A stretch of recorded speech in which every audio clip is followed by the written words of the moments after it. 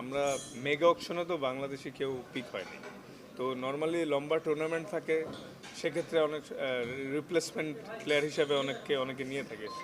তো এমনই লাকনো যোগাযোগ করেছিল যে অ্যাভেলেবিলিটির অবস্থাটা কি, যদি তাদের রিপ্লেসমেন্ট প্রয়োজন হয়, তারা হয়তো চিন্তাভাবনা করছিল, তাই যোগাযোগ করছিল। তো এটাই যে এনওসি পাবো কি না যদি রিপ্লেসমেন্টে তাদের কল আসে। তো এটাই আসলে যে যদি আমাদের কারো কল আসে, আশা করি আমরা এবার এনওসিও পাবো।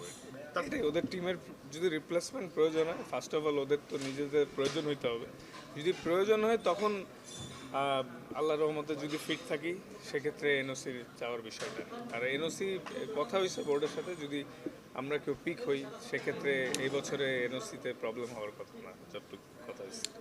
মানে সর্বপ্রথম তো মানে পিক হইতে হবে, যদি পিক হয় তাহলে সেক্ষেত্রে এনওসিও পাবো বলে আশাবাদী, কারণ বোর্ডের সাথে যতবার কথা হয়েছে এই বছর এনওসি নিয়ে কোনো প্রবলেম নেই। ক্যাপ্টেন্সি ইস্যুতে কোনো আলোচনা হয়েছে কিনা, বা ক্যাপ্টেন্সি ইস্যুতে আসলে আপনার মানে ইয়েটা কি, আসলে ভিউটা কি, আপনি দায়িত্ব পেলে করবেন কিনা?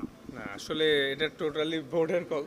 বোর্ড যারা বিবেচনা করবে সেই করবে, এবং দিন শেষে আমি অ্যাজ এ প্লেয়ার ক্রিকেটটা অলওয়েজ এনজয় করতে চাই, নিজের সেরাটা নিংড়ে দিতে চাই দলের জন্য। কারণ ম্যাচ যদি জিতে দিতে পারি, এর থেকে বড় স্বস্তির কোনো বিষয়ই নেই। আর বোর্ড যদি কখনো মনে করে, তখন ডিফারেন্ট স্টোরি।